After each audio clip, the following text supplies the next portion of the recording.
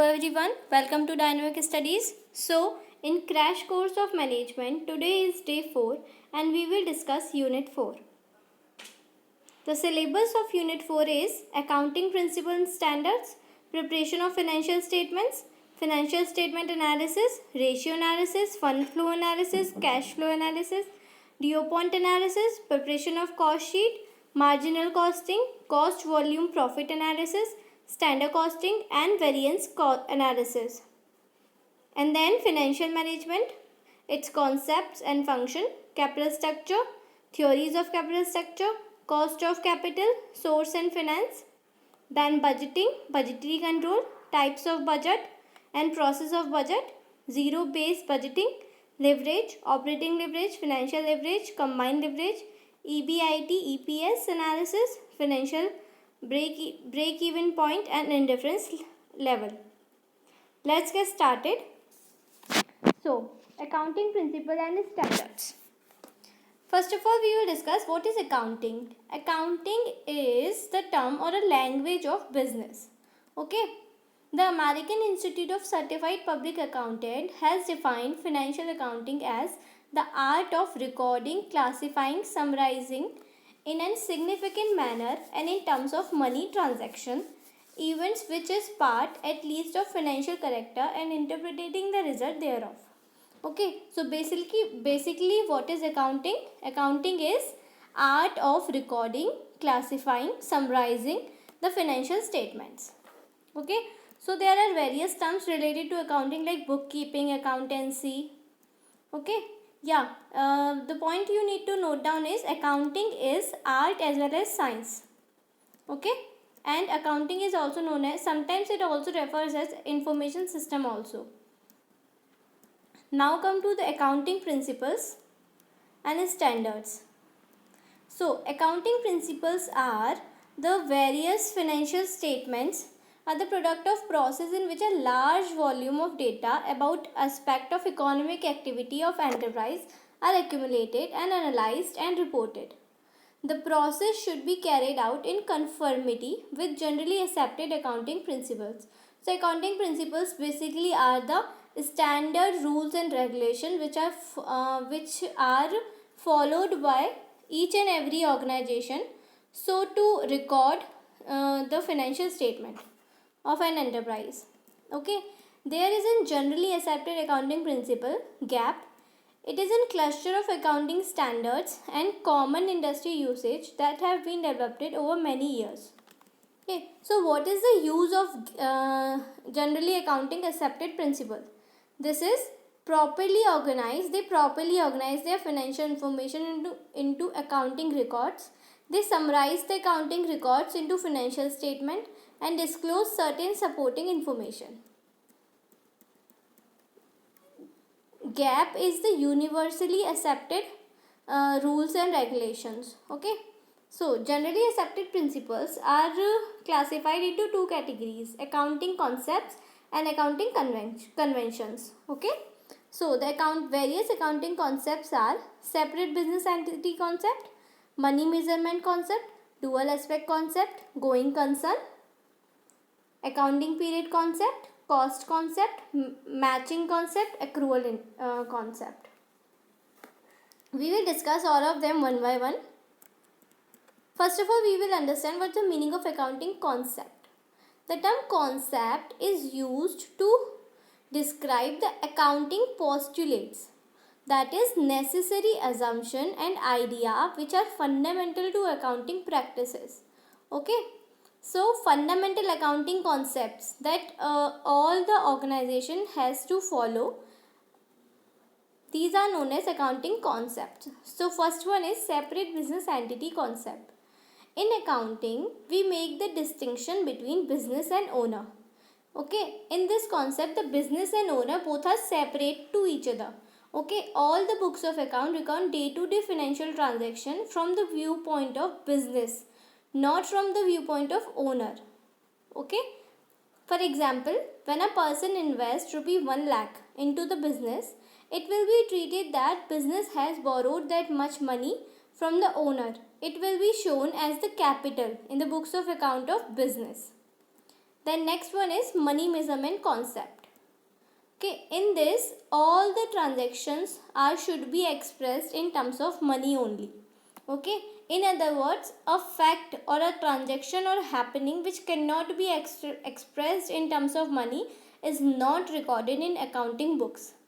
This concept imposes two limitations. There is two limitations of this concept, that is, you cannot record those important things which cannot be expressed in monetary terms, like general health condition of managing director of company.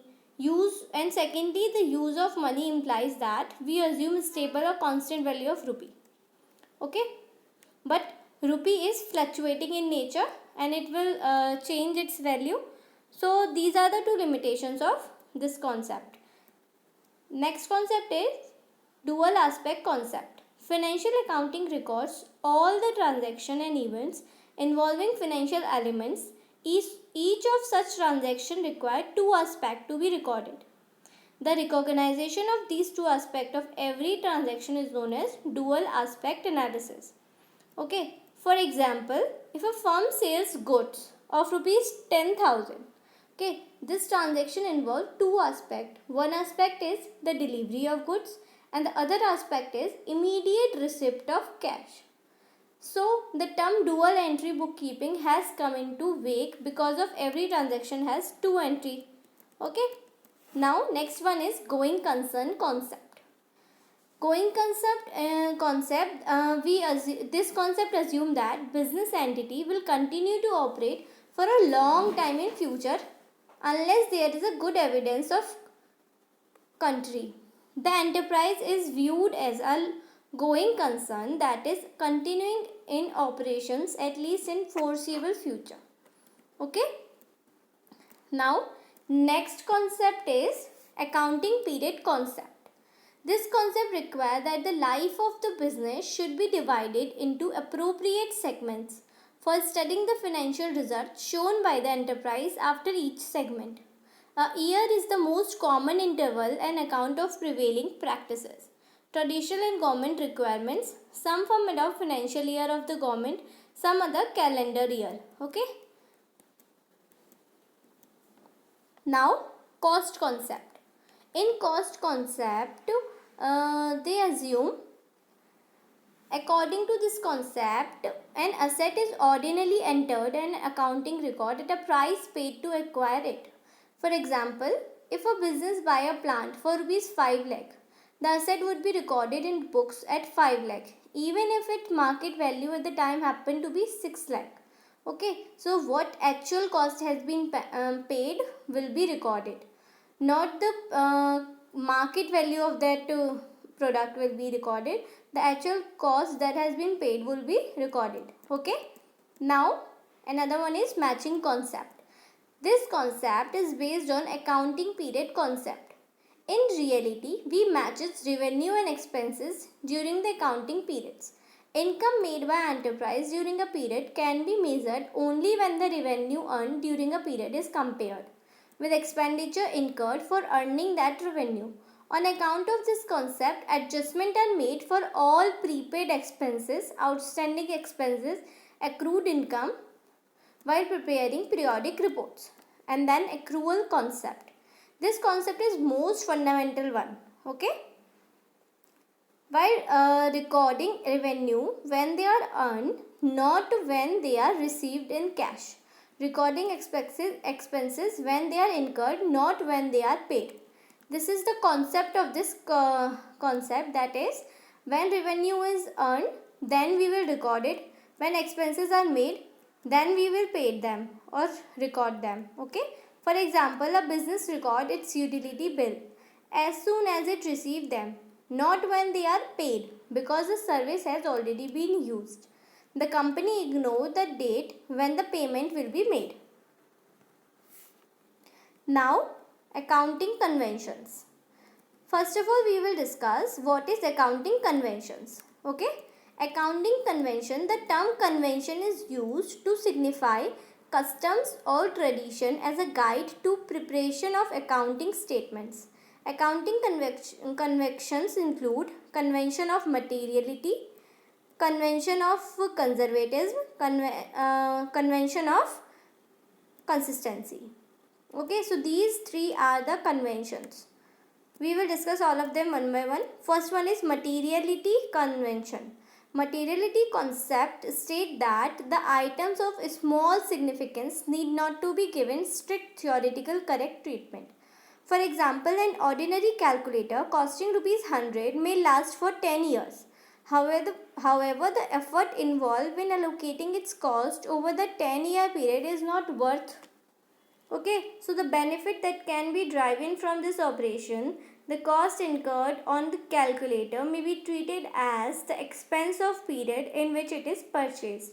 Okay, because we can't divide this cost for 10 years. Okay, so when we try to divide this cost, then it will be sum in points. Okay, so this is like baseless thing. Now conservatism convention. According to this convention, revenue or gains should be recognized only when they are realized in the form of cash or assets, the ultimate cash realization of which can be assessed with the reasonable certainty. Further, provision must be made for all known liability, expenses and losses.